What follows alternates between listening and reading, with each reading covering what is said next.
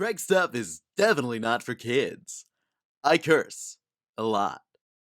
Craig's stuff, Craig's stuff, Craig's got a lot of stuff, yeah! Craig's stuff, Craig's stuff, Craig's got a lot of stuff.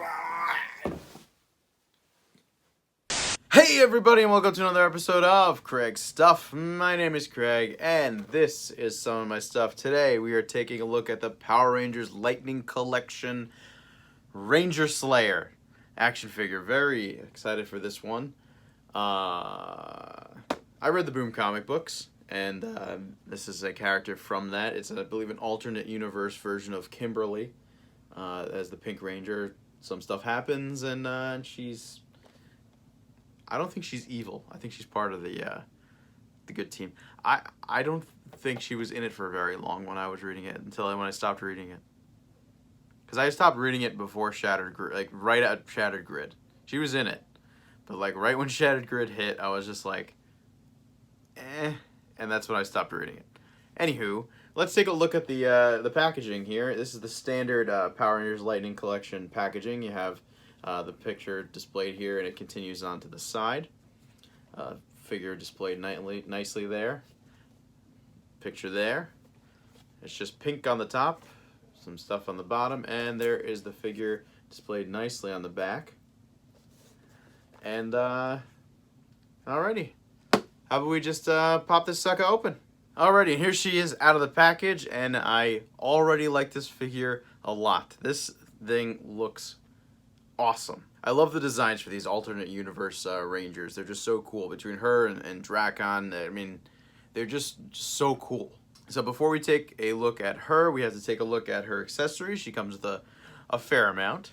So first off, you get this nice dark pink energy arrow. This is the same energy arrow that was included with the regular Pink Ranger, although this is in a darker color. Mine came a little bit,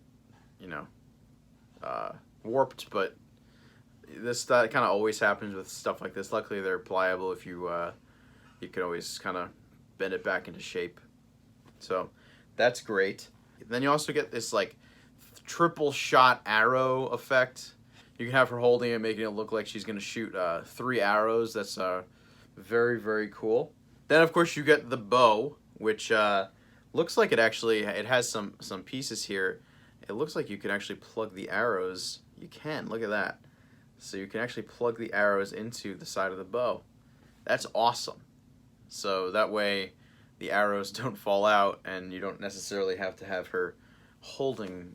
You can just kind of have her hand sitting there. Then you get her Blade Blaster, and the only problem I have, like all the figures are getting these, and it stinks that they just don't open up. They're just kind of always in that in the closed position. You can't have it open up into the blaster position, and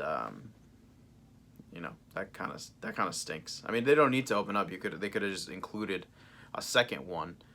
I think the last set of Rangers that came out, the large ones, the ones the Bandai did, whatever, I can't remember the name of the collection, but those ones I think came with both versions, and that was neat.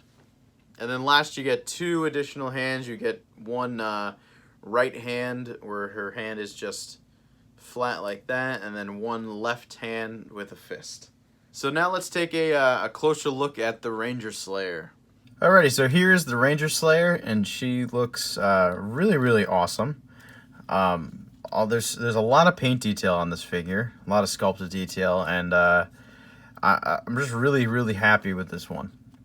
I love the contrast between the black and the pink. It looks really good, and a little bit of white that comes through. Very, very cool.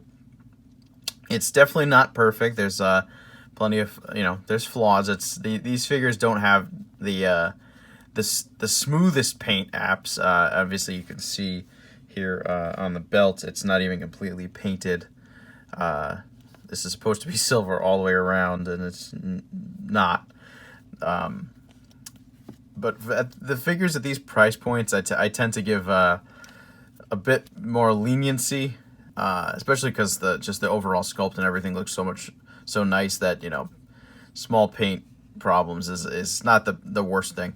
The arm looks pretty solid. The lines are straight. They don't always match where they're supposed to. You can see sometimes the white, it's, you know, comes through. It's obviously, they're supposed to go on these sculpted lines, and they're not perfect. Just like on the shoulder, you can see some of the black coming through around all the pink lines.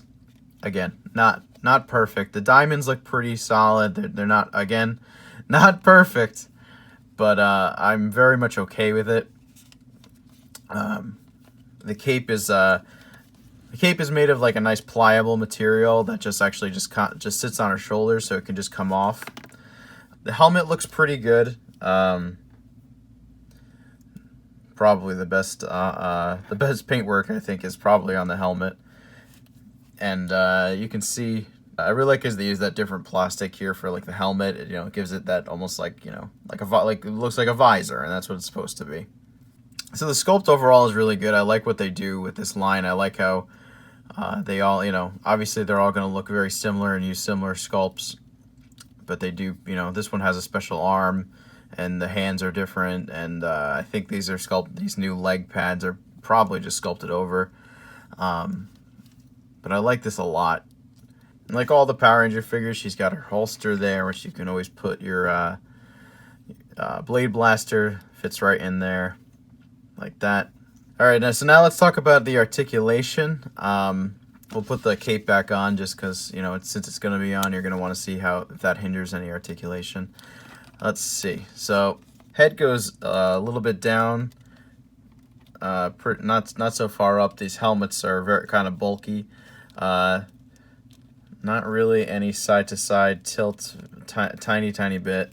Shoulders go up to past the 90-degree point, although on this side, you know, it's not going to really work with that, although the shoulders can, but you're not going to be able to do it if you want to keep the cape on.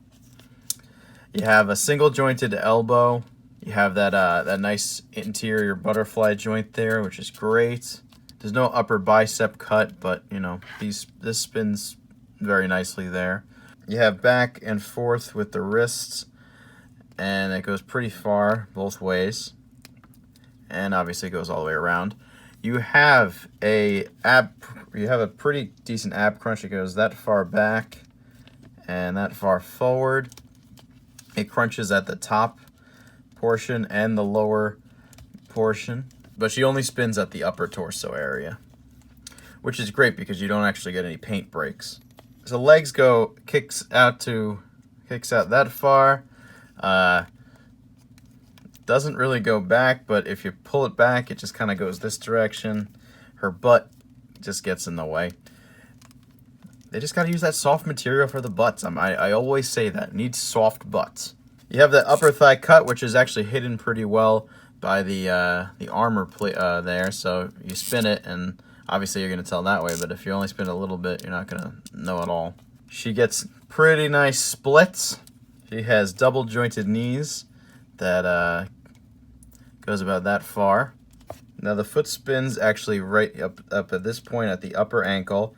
There's up and down, and there is ankle pivot as well.